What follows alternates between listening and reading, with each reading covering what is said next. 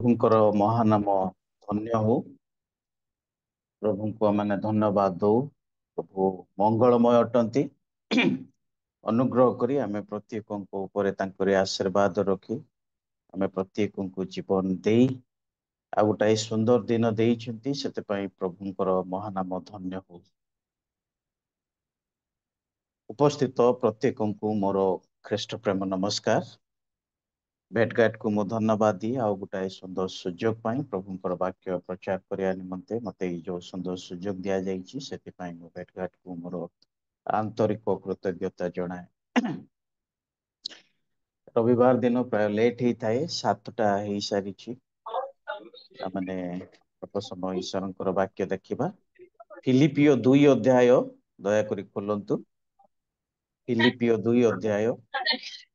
ଯୋଉମାନଙ୍କ ପାଖରେ ବାଇବଲ ଅଛି ସମସ୍ତେ ଖୋଲି ରଖନ୍ତୁ। ଯୋଉ ହୋଷ୍ଟ ଆଜ୍ଞା ଅଛନ୍ତି, ମୁଁ ଅନୁରୋଧ କରେ ସମସ୍ତଙ୍କୁ ଦୟାକରି ମ୍ୟୁଟ କରନ୍ତୁ, ଯେପରି ଏମାନଙ୍କୁ ବାକ୍ୟ ଦ୍ଵାରା ବିଚଳିତ ହେବାକୁ ନ ପଡେ।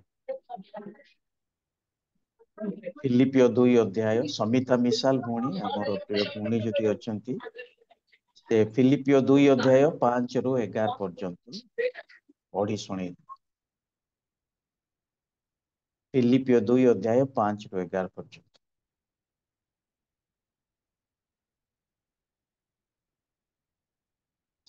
ସମିତା ମିସାଲ ଯଦି ନାହାନ୍ତି, ଆଉ କେହି ଯଦି ପଢି ପାରିବେ। ଫିଲିପିଓ 2ର 5ରୁ 11 ପଦ ପର୍ଯ୍ୟନ୍ତ ଆସନ୍ତୁ ପାଠ କରିବା। ଖ୍ରୀଷ୍ଟ ଯୀଶୁଙ୍କର ଯେପରି ମନ ଥିଲା, ତୁମ୍ଭମାନଙ୍କର ସେହିପରି ମନ ହେଉ। ସେ ଈଶ୍ୱର ରୂପୀ ହେଲେ ହେ ଈଶ୍ୱରଙ୍କ ସହିତ ସମାନ ହୋଇ ରହିବା ନିଜ ନିମନ୍ତେ ଧରି ରଖିବାର ବିଷୟ ମନେ କଲେ ନାହିଁ, କିନ୍ତୁ ମନୁଷ୍ୟ ସଦୃଶ ହେଇ ଦାସ ରୂପ ଧାରଣ କରି ଆପଣାକୁ ଶୂନ୍ୟ କଲେ। ପୁଣି ମନୁଷ୍ୟ ଭାବରେ ଦେଖାଯାଇ ମୃତ୍ୟୁ ପର୍ଯ୍ୟନ୍ତ, କୃଷି ମୃତ୍ୟୁ ପର୍ଯ୍ୟନ୍ତ ଆଜ୍ଞାବହ ହୋଇ ଆପଣାକୁ ଅବନତ କଲେ।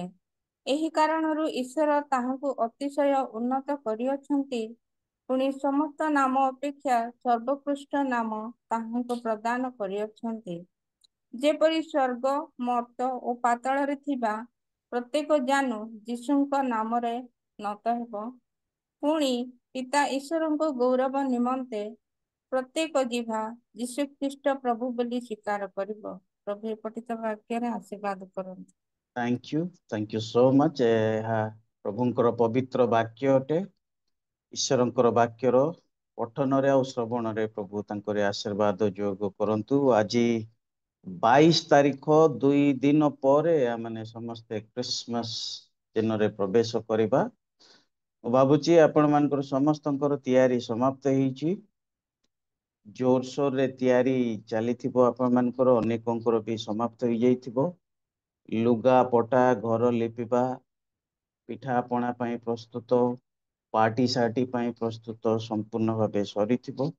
ଗାଁ ଗହଳିରେ, ସହର ମାନଙ୍କରେ ଆମେ ଦେଖୁଛୁ ଲୋକମାନେ ଜୋରସୋରରେ ଖ୍ରୀଷ୍ଟମାସ ପାଇଁ ପ୍ରସ୍ତୁତ ହଉଛନ୍ତି। ଅନେକ ଲୋକ ବ୍ୟସ୍ତ ଅଛନ୍ତି। ଆଉ 2 ଦିନ ପରେ ଆମମାନଙ୍କର ଖ୍ରୀଷ୍ଟମାସ ଦିନ ଉପସ୍ଥିତ ହବ। ଗାଁରେ ବିଶେଷ କରି ଲୋକମାନେ ବେଶୀ ବ୍ୟସ୍ତ ରହନ୍ତି। ବଜାରରେ ଭିଡ ଥିବ, ଲୁଗା ପଟା, ଘର ଦ୍ୱାର ସଜା, କ୍ରିସମାସ ଟ୍ରି ଲଗେଇ ଦେଇଥିବେ ଆପଣ ମାନେ, ଷ୍ଟାର ଲଗେଇ ଦେଇଥିବେ, ବଢିଆ ବଢିଆ ଲୁଗା ପଟା ତିଆରି ହେଇଯାଇଥିବ। ପାର୍ଟିର ଡେଟ୍ ବି ରଖିଥିବେ, ମାଛ, ମାଂସ, ଚିକେନ ବିରିୟାନୀ ସବୁର ପ୍ରସ୍ତୁତି ହେଇଯାଇଥିବ। କିନ୍ତୁ ପ୍ରଥମ ଖ୍ରୀଷ୍ଟମାସରେ ଏଇ ସବୁ କିଛି ନଥିଲା। ଆଉ ଆମେ ଖ୍ରୀଷ୍ଟମାସ ସମୟରେ ଯୋଉ ସମସ୍ତ ପ୍ରସ୍ତୁତି କରୁ, ସେ ସବୁରେ ଖ୍ରୀଷ୍ଟମାସ ସହିତ କିଛି ସମ୍ପର୍କ ନାହିଁ। ଖ୍ରୀଷ୍ଟିଆନ ମାନେ, ମନୁଷ୍ୟ ମାନେ ଏତେ ସ୍ୱାର୍ଥପର ହେଇଯାଇଛନ୍ତି ଯେ ଖ୍ରୀଷ୍ଟମାସ ନାଁରେ କେବଳ ନିଜ ଏନଜୟମେଣ୍ଟ ପାଇଁ ସମସ୍ତ ବିଷୟ କର। ଆମେ କପଡା ଆମମାନଙ୍କ ପାଇଁ କିଣୁ, ଆମଙ୍କର ଘର ଆମ ପାଇଁ ସଜାଉ, କ୍ରିସମାସ ଟ୍ରି ଆମେ ରଖୁ। କ୍ରିସମାସ ଟ୍ରି ବାଇବଲରେ ନାହିଁ। କ୍ରିସମାସ ଟ୍ରି ଏତେ ବହୁଳ ଭାବେ ପ୍ରଚଳିତ ହେଇଯାଇଛି ଖ୍ରୀଷ୍ଟଙ୍କୁ ଛାଡି ଲୋକମାନେ କ୍ରିସମାସ ଟ୍ରି କୁ ବେଶୀ ଧ୍ୟାନ ଦଉଛନ୍ତି। कैरोल सिंगिंग रे सांता क्लॉज को समस्ते वर्शिप करूछंती ख्रीष्टଙ୍କୁ ଛାଡି, जबकि सांता क्लॉज बोली कौनसी व्यक्ति नांती। सांता क्लॉज संगे क्रिसमस रो कौनसी संपर्क नहीं, इच्छी संपर्क नहीं। प्रथम क्रिसमस एते सरल एते सिंपल थिला ना, सेटे पिठा पणा लुगा पटा डेकोरेशन नाच गीत चिकन बिरियानी मद मांस ये सब किछि ना, बहुत कम संख्यक लोक। स्वर्ग टिके बिजी थे, गाब्रिएल दूत अन्य दूत मान संगे आसी अनाउंसमेंट करी करी से बहुत खुशी थे, व्यस्त थे। मरियम को पाखकू जोसेफ को पाखकू दूत मान आपणकर गोला मान को पाखकू जाउते, बहुत व्यस्त थे।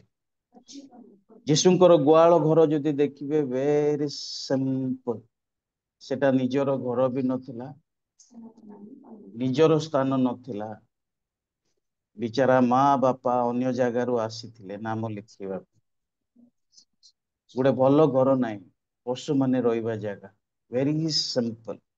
बाप माँ अछंती, परे ओला माने आसिले, आउ किछि समय परे ए मजूसी माने आसिले, ज्ञानी माने आसिले।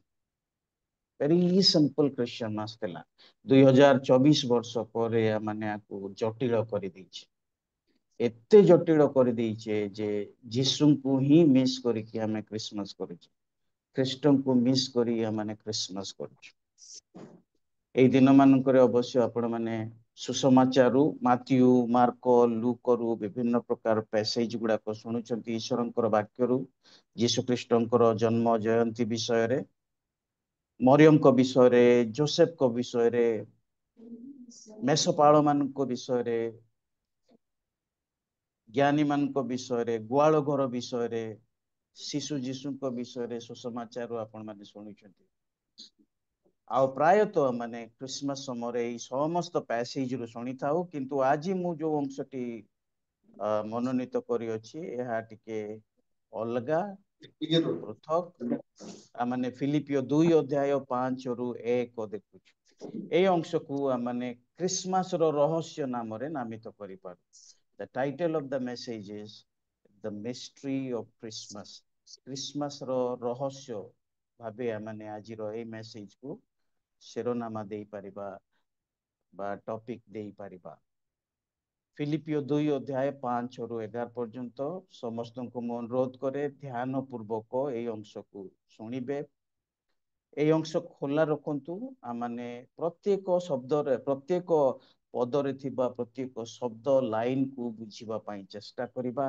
एहा अति प्रमुख अंश अटे, एथिरे थियोलॉजी भरिची, क्रिसमस रो थियोलॉजी भरिची, इठारे ईश्वरंकर गुरुत्व रहस्य इठारे भरिची।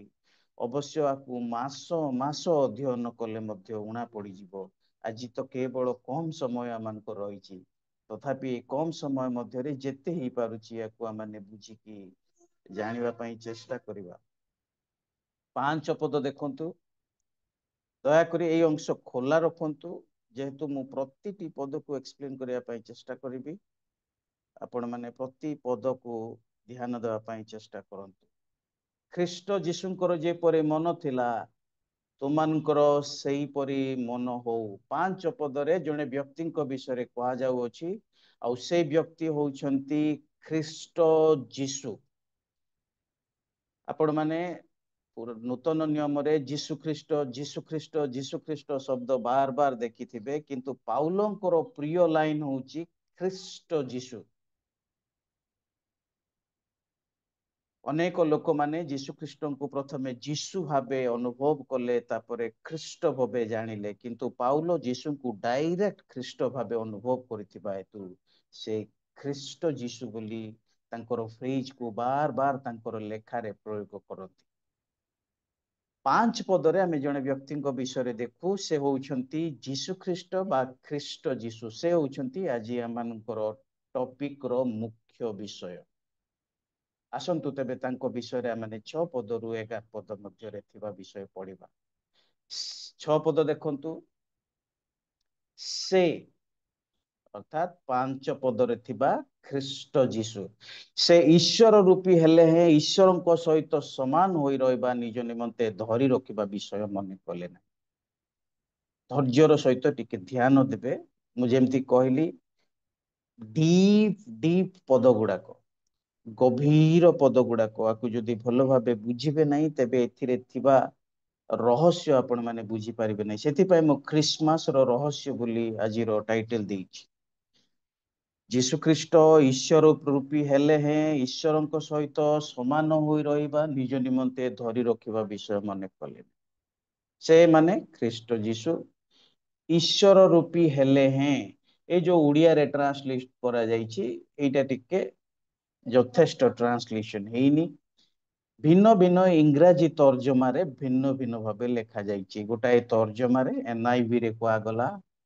ईश्वर रूपी हेले हैं को ए भली ट्रांसलेशन करा जाइछि being in very nature of God ESV Bible रे he was in the form of God बोली की लेखा अछि आ गोटाए ट्रांसलेशन रे existing in the form of God बोली की लेखा अछि प्रिय माने मु कोटा पई एक्सप्लेन कोटा को एक्सप्लेन करिया पई चाहूची माने ईश्वर रूपी हेले हैं जो शब्द अछि ताकू इंग्लिश ट्रांसलेशन रे को जगह रे बीइंग अछि को जगह रे वाज अछि को जगह रे एक्जिस्टिंग अछि मु आपण मन को कंफ्यूज करिया पई चाहेनी थरे मु आपण मन को कहली गोटाए टेक्स्ट को बुझीबा को हेले तारो कॉन्टेक्स्ट को बुझीबा नियाती आवश्यक कॉन्टेक्स्ट रे अनेक जिंस अछि से भितरु लिटरेरी कॉन्टेक्स्ट बोली गोटे कथा अछि लिटरेरी कॉन्टेक्स्ट रो अर्थ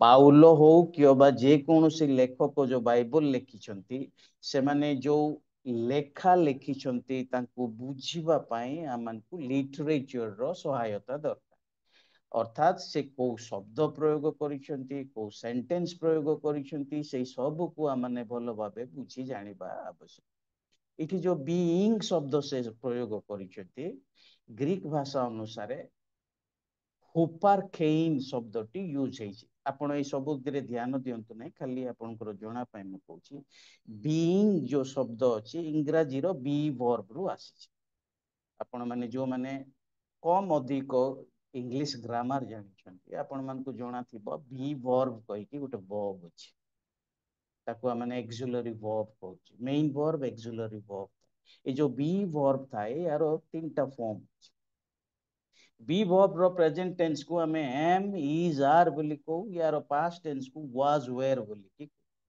जोटा प्रेजेंट और पास्ट रे व्यवहार हुए ताको हमने बी बीइंग और बीन बोली कि को प्रिय माने एठी जो बीइंग शब्द यूज करा जाइछि हमरंकर इंग्लिश ग्रामर अनुसार तार अर्थ एते बाहरुनी किंतु ग्रीक रो जो शब्द प्रयोग करा गला एटा दया करी टिके सुन being in the form of God कहली जो बीइंग शब्दटा अछि तार अर्थ ए बीइंग शब्द जने व्यक्तिंकर अविच्छेद्य ओ अपरिवर्तनीय गुण को बुझाए अर्थात जीसु ख्रीस्ट वाज और he was in the form of God he was being रो अर्थ से गोटाए एमिति तांकर गोटे एमिति गुण थिला जहा अविच्छेद्य ओ अपरिवर्तनीय यह जड़े व्यक्तिंकर सही स्वभाव को वर्णना करे जहाँ समस्त परिस्थिति रे अपरिवर्तनीय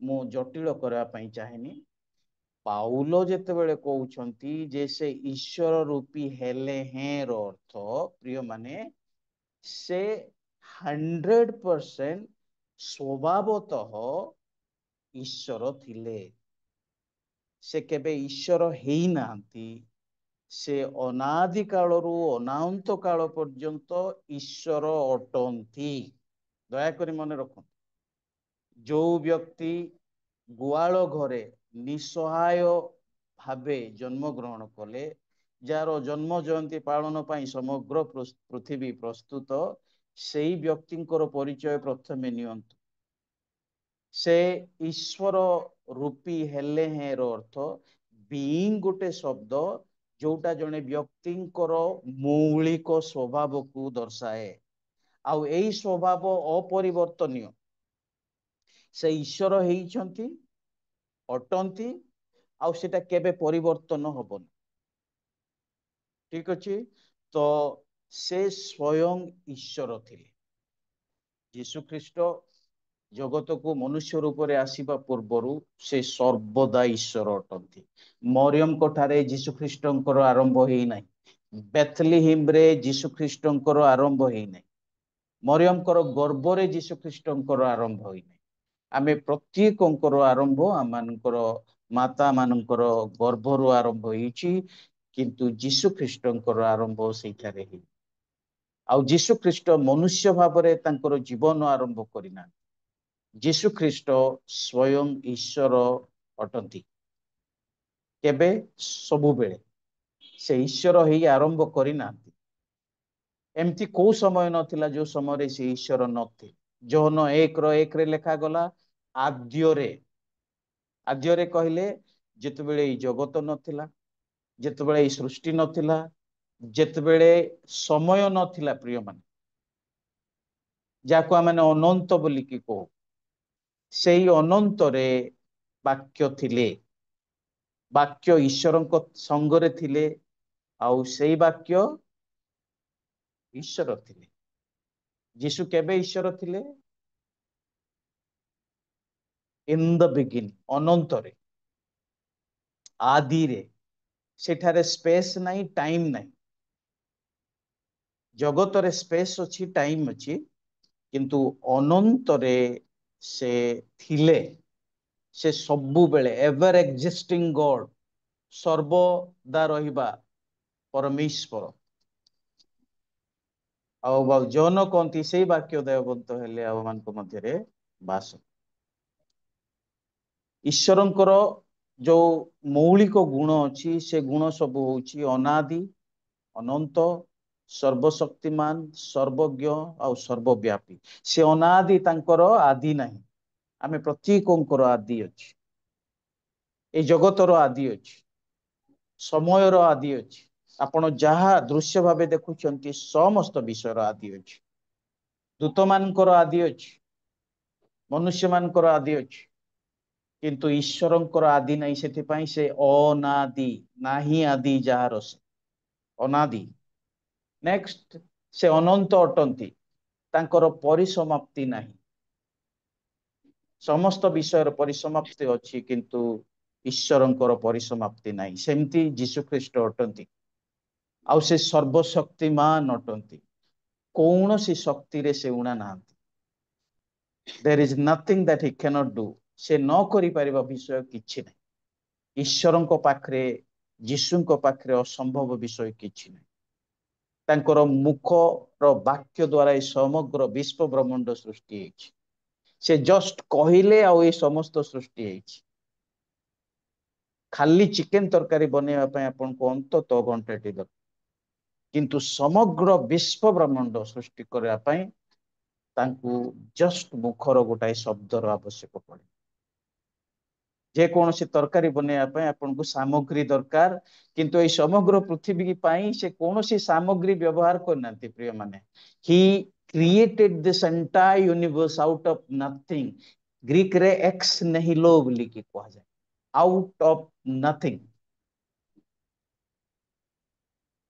भाभी देखंतु कितने शक्तिवान से सर्वशक्तिमान ओमनीपोटेंट गॉड बोली माने ता छड़ा से सर्वज्ञ अटंती ही नोस एवरीथिंग आपण माने मु किछि जानिनी किंतु ईश्वर समस्त विषय जानती यीशु ख्रीष्ट समस्त विषय जानती तांको पाखरे किछि विषय छुपा नहीं नोस एवरीथिंग समस्त विषय जान आदि रु अंत पर्यंत जहा हबार अछि से समस्त विषय जानती केही जणे यीशु ख्रीष्ट को इनफॉरमेशन देई पारबे प्रार्थना बेलकू इनफॉरमेशन दियंतु नहीं यीशु ख्रीष्ट यीशु मोर अमुक हेई जाईची आ समक हेई जाईची सेति पई टिके ध्यान दियो बोली कि इनफॉरमेशन दियंतु हेबा पूर्वरु से जानिछ ଆଉ କେବେ ସେ ଜାଣିଛନ୍ତି? ଆଦ୍ୟରୁ ଜାଣିଛନ୍ତି। ଆପଣ ଜନ୍ମ ହବା ପୂର୍ବରୁ ଆପଣଙ୍କ ଜୀବନ ସାଙ୍ଗରେ କଣ କଣ ହବ ସବୁ ବିଷୟ ଜାଣିଛନ୍ତି। ଆପଣ ତାଙ୍କୁ ଇନଫର୍ମେସନ ଦେଇପାରିବେ। ଖାଲି ପ୍ରାର୍ଥନା କରି ମାଗନ୍ତୁ। He knows everything. He is omniscient God. Omni ମାନେ all, scient ମାନେ science, science ମାନେ knowledge. He knows all the knowledge. He knows everything. ତୃତୀୟ ବିଷୟ ହଉଛି ସେ ସର୍ବବ୍ୟାପୀ ପରମେଶ୍ୱର। ସେ ଏବେ ସ୍ୱର୍ଗରେ ଅଛନ୍ତି, ଆଣ୍ଡାମାନରେ ବି ଅଛନ୍ତି, ଆମେରିକାରେ ଅଛନ୍ତି, ଅଷ୍ଟ୍ରେଲିଆରେ ଅଛନ୍ତି, ସ୍ୱର୍ଗରେ ଅଛନ୍ତି। କେତେବେଳେ? ସେମ୍ ଟାଇମରେ। ଆପଣ ଯଦି ସ୍ୱର୍ଗରେ ଅଛନ୍ତି ପାଳାଖେମୁଣ୍ଡିରେ ରହିପାରିବେ, କିନ୍ତୁ ଯୀଶୁ ଯେତେବେଳେ ସ୍ୱର୍ଗରେ ଅଛନ୍ତି ଏଇ ମୋମେଣ୍ଟରେ ସେ ସ୍ୱର୍ଗରେ ବି ଅଛନ୍ତି, ଅଷ୍ଟ୍ରେଲିଆରେ ବି ଅଛନ୍ତି। ସେଇଟା ହଉଛି ଅଦ୍ଭୁତ ବିଷୟ ଈଶ୍ୱରଙ୍କର। ସେଥିପାଇଁ ସେ ଅବର୍ଣ୍ଣନୀୟ ପରମେଶ୍ୱର ଅଟନ୍ତି। ତାଙ୍କୁ ଆପଣ କୋଉ ମନୁଷ୍ୟ ଭାଷାରେ ବର୍ଣ୍ଣନା କରିପାରିବେ? ସେ ଈଶ୍ୱର ରୂପୀ ହେଲେ ହେଁ। He was in the form of God. ସେ ସ୍ୱୟଂ ଈଶ୍ୱର ଥିଲେ। ଈଶ୍ୱର ରୂପୀ ବୋଲି ଯୋଉ ରୂପ ଶବ୍ଦ ଆସିଲା ପ୍ରିୟ ମାନେ, ଗ୍ରୀକ ଭାଷାରେ ରୂପ ପାଇଁ ଦିଟା ଶବ୍ଦ ପ୍ରୟୋଗ କରାଯାଇଛି। ଗୋଟେ ହଉଛି ମୋର୍ଫେ, ଆଉ ଗୋଟେ ହଉଛି ସ୍କିମା। ସ୍କିମାରୁ ଆପଣଙ୍କର ଇଂଲିଶ ୱାର୍ଡ ସ୍କିମ୍ ଶବ୍ଦ ଆସିଛି। ଏଇ ଦିଟା ପାଇଁ ମାନେ ରୂପ ଶବ୍ଦ ପାଇଁ ଗ୍ରୀକରେ ଏଇ ଦିଟା ଶବ୍ଦ ପ୍ରୟୋଗ କରାଯାଏ, ମୋର୍ଫେ ଆଉ ସ୍କିମା। ଉଭୟଙ୍କର ଅର୍ଥ ଏକା ନୁହଁ। ମୋର୍ଫେ ଗୋଟାଏ ଏପରି ଏକ ଶବ୍ଦ, ଦୟାକରି ଶୁଣନ୍ତୁ, ଏହା ଏକ ଭୌତିକ ରୂପ ଯାହା କେବେ ପରିବର୍ତ୍ତନ ହୁଏ ନାହିଁ। ପ୍ରିୟ ମାନେ, ସେ ଈଶ୍ୱର ରୂପୀ ହେଲେ ଏହାର ଅର୍ଥ ତାଙ୍କ ପାଖରେ ଏମିତି ଗୋଟେ ରୂପ ଥିଲା ଯାହା କେବେ ପରିବର୍ତ୍ତନ ହୁଏ ନାହିଁ। ମୋର୍ଫେର ଅର୍ଥ, ମୋର୍ଫେ ଗୋଟେ ଏମିତି ରୂପ ଯାହା କେବେ ପରିବର୍ତ୍ତନ ହୁଏ ନାହିଁ। ସ୍କିମା କହିଲେ ଏମିତି ଗୋଟେ ରୂପ ଯାହା ପରିବର୍ତ୍ତନଶୀଳ ଅଟେ। କିନ୍ତୁ ଏଇଠାରେ ଈଶ୍ୱର ରୂପୀ ବୋଲି ଯୋଉ ଶବ୍ଦ ପ୍ରୟୋଗ କରାଗଲା ସେଠାରେ ମୋର୍ଫେ ଶବ୍ଦ ୟୁଜ କରାଯାଇଛି। ଦେଖନ୍ତୁ, ପାଉଲ ହିଁ ଏ ଶବ୍ଦ ଗୁଡାକ ଚୟନ କରିନାହାନ୍ତି। ସ୍ୱୟଂ ପବିତ୍ର ଆତ୍ମା ପାଉଲଙ୍କୁ ନିଷ୍ପେଷିତ କରିବା ଦ୍ୱାରା ଯତ୍ନ ସହକାରେ ପାଉଲ ଏଇ ଶବ୍ଦ ଗୁଡାକ ଲେଖିଛନ୍ତି। ପ୍ରିୟମାନେ, ସେ ଏମିତି ପରମେଶ୍ୱର କେବେ ପରିବର୍ତ୍ତନ ହେବେ ନାହିଁ। ଆଜି ପରମେଶ୍ୱର, କାଲି ମନୁଷ୍ୟ, ଏମିତି ଚେଞ୍ଜ ହେବେ ନାହିଁ। He is always God and that cannot be changed. ସେଟା କେବେ ବି ପରିବର୍ତ୍ତନ ହବ ନାହିଁ। ସେ ଈଶ୍ୱର ରୂପୀ ହେଲେ ହେଁ ବୋଲି ଯୋଉ ପାଉଲ କହୁଛନ୍ତି, ତାର ଅର୍ଥ ଯୀଶୁ ମୂଳତଃ ଦୈବିକ ଅଟନ୍ତି, ଯାହା କେବେ ପରିବର୍ତ୍ତନ ହବ ନାହିଁ। That is very simple. ଏତିକି ଖାଲି ମନେ ରଖ। ସେ ଈଶ୍ୱର ରୂପୀ ହେଲେ ହେଁ କହିଲେ ସେ ମୂଳତଃ ପ୍ରାକୃତିକ ଭାବେ ଈଶ୍ୱର ଅଟନ୍ତି, ଆଉ ତାଙ୍କର ଦୈବିକତା, ତାଙ୍କର ଐଶ୍ୱର୍ଯ୍ୟତା କେବେ ପରିବର୍ତ୍ତନଶୀଳ ନୁହଁ। ସେ ସବୁବେଳେ ଈଶ୍ୱର ଅଟନ୍ତି। ନେକ୍ସଟ କଣ କୁହାଗଲା? ସେ ଈଶ୍ୱର ରୂପୀ ହେଲେ ହିଁ ଈଶ୍ୱରଙ୍କ ସହିତ ସମାନ ହୋଇ ରହିବା ନିଜ ନିମନ୍ତେ ଧରି ରଖିବା ବିଷୟ ମନେ କଲେ ନାହିଁ। ତାର ଅର୍ଥ, ସେ ଈଶ୍ୱର ହେଲେ ମଧ୍ୟ, ସେ 100% ଗଡ ହେଲେ ମଧ୍ୟ ସେ ତାକୁ ଧରି ରଖିବା ବିଷୟ ମନେ କଲେ ନାହିଁ। ଅର୍ଥାତ୍ ସେଇ ପୋଜିସନରେ କଣ୍ଟିନ୍ୟୁଲି ରହିବା ପାଇଁ ଚେଷ୍ଟା କଲେ ନାହିଁ ବା ଇଚ୍ଛା କଲେ ନାହିଁ। କଣ ପାଇଁ? ଗୋଟାଏ ମିଶନ ଯୋଗୁ। ପୃଥିବୀକୁ ସେ ଗୋଟାଏ ମିଶନରେ ଆସିବା ଥିଲା, ଆଉ ସେଇ ମିଶନକୁ ଆଖି ଆଗରେ ରଖି ସେ ଈଶ୍ୱରଙ୍କ ସହିତ ସମାନ ହୋଇ ରହିବା ନିଜ ନିମନ୍ତେ ଧରି ରଖିବା ବିଷୟ ମନେ କଲେ ନାହିଁ। ତ କଣ କଲେ? ସେ ଆପଣାକୁ ଶୂନ୍ୟ କଲେ ବୋଲିକି ଲେଖା ଅଛି। ଆପଣାକୁ ଶୂନ୍ୟ କଲେ। ଗ୍ରୀକ ଭାଷା ଯଦି ଆପଣ ଅଧ୍ୟୟନ କରିବେ, ଗ୍ରୀକ ଭାଷାରେ ଯୋଉ ଶୂନ୍ୟ କଲେ ଶବ୍ଦ ଅଛି, ଯେ କୌଣସି ଗୋଟେ ପାତ୍ରକୁ ସମ୍ପୂର୍ଣ୍ଣ ଭାବେ ଓଲଟେଇ ଦେବା ଦ୍ୱାରା ପାତ୍ର ଯେମିତି ସମ୍ପୂର୍ଣ୍ଣ ଖାଲି ହେଇଯାଏ, ଠିକ ସେମିତି ଯୀଶୁ ଖ୍ରୀଷ୍ଟ କଲେ। ଯୀଶୁ ଖ୍ରୀଷ୍ଟ ଆପଣାକୁ ଶୂନ୍ୟ କଲେ। କୋଉଥିପାଇଁ? ଗୋଟାଏ ମିଶନ ପାଇଁ।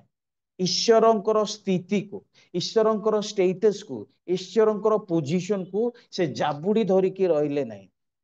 ପୃଥିବୀକୁ ଗୋଟାଏ ମିଶନ ନେଇକି ଆସିବାର ଥିଲା। ସେଇ ମିଶନ ଯୋଗୁ ସେଟା ସେ ଧରି ରଖିବାର ବିଷୟ ବୋଲିକି ଭାବିଲେ ନାହିଁ, କିନ୍ତୁ ନିଜକୁ ଶୂନ୍ୟ କଲେ। କଣ କଣ ଶୂନ୍ୟ କଲେ? କେତେ ଲୋକ କହନ୍ତି ସେ ନିଜର ଐଶ୍ୱର୍ଯ୍ୟତାକୁ ଶୂନ୍ୟ କରିଦେଲେ ବୋଲି। ଅନେକ ଲୋକମାନେ ଏମିତି ପ୍ରଚାର କରନ୍ତି। ତାଙ୍କର ଐଶ୍ୱର୍ଯ୍ୟତାକୁ ସ୍ୱର୍ଗରେ ପରିତ୍ୟାଗ କରି ସେ ମନୁଷ୍ୟ ରୂପରେ ଏଇ ଜଗତକୁ ଆସିଲେ ବୋଲି କହନ୍ତି। ନାହିଁ। ଯୀଶୁ ଖ୍ରୀଷ୍ଟଙ୍କ ପାଖରେ ଯୋଉ ଐଶ୍ୱର୍ୟତା ଅଛି, ମର୍ଫେ ଅଛି, ମର୍ଫେ ମାନେ ସେ କେବେ ବଦଳେଇ ପାରିବେ। ଯୀଶୁ ଚାହିଁଲେ ବି ଈଶ୍ୱର ହବାକୁ ବନ୍ଦ କରିପାରିବେନି। ହି can't stop being A god. Being ଗଡ୍ ତାଙ୍କର ଭୌତିକ ମୌଳିକ ଏସେନ୍ସିଆଲ କ୍ୟାରେକ୍ଟରିଷ୍ଟିକ ଅଟେ।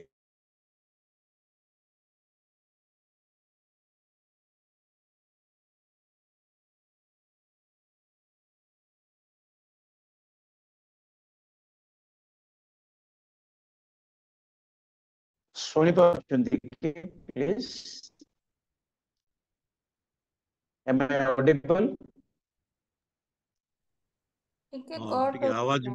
ଆୱାଜ ଟିକେ ବ୍ରେକ୍ ହଉଛି ଆଜ୍ଞା। ଏବେ ପର୍ଯ୍ୟନ୍ତ ଶୁଣି ଠିକ ଥିଲା। ହଉଛି କି?